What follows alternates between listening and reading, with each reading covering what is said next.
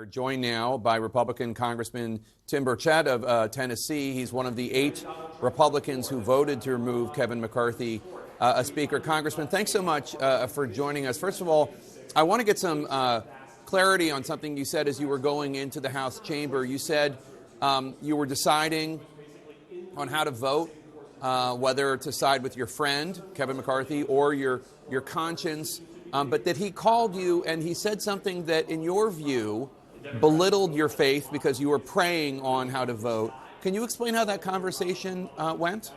Yeah, he just basically said something that I thought belittled me and my belief system. And, you know, that pretty much sealed it with me right there. I thought that showed the character of the man.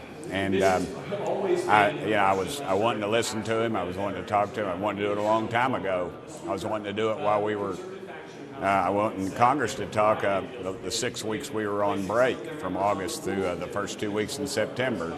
And yet I said to him during the conversation, I wish you hadn't waited until right now to call me. Yeah, that's odd. Members of Congress or political leaders, Americans in general, saying that they're going to pray on something is a fairly common thing to say. It's not. What did he say? It's not just me.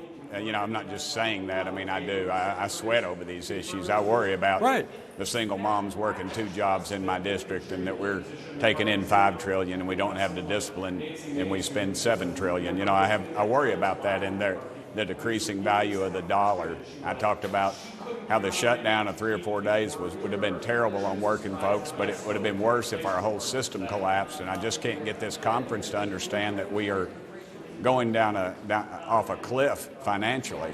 And we were downgraded for the first time or second time, I think, and the agency said really 2 reasons. One was leadership, and one was fiscal maturity over the last 20 years. So it cuts both parties. But I was elected to do that, to be fiscally responsible, and dadgummit, that's what I'm going to do.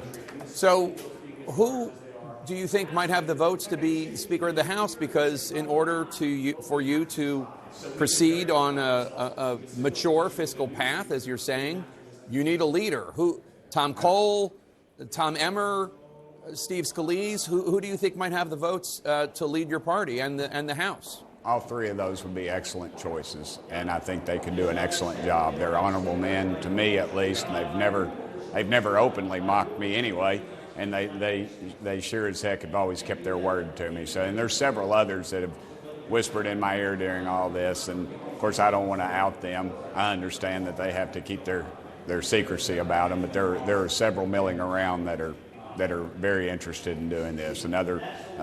Mark Green from Tennessee is somebody that people have been talking about. So there are several out there that people are talking about. I'm sorry, but I just find this so shocking. What exactly did he say to mock your faith, sir? It really doesn't matter.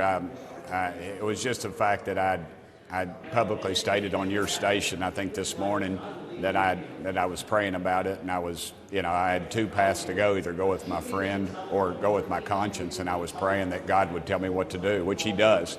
My daddy fought in the Pacific in the Second World War, and he talked about prayer a lot, and the Burchetts are praying people, and so I asked God to show me what the right thing to do is, and I'm not proselytizing to you. I'm not trying to save your soul, but that's the path I go down on a lot of bills. I pray for my wife. I pray for my daughter. I pray for my enemies. I pray for the Speaker. I pray for this president.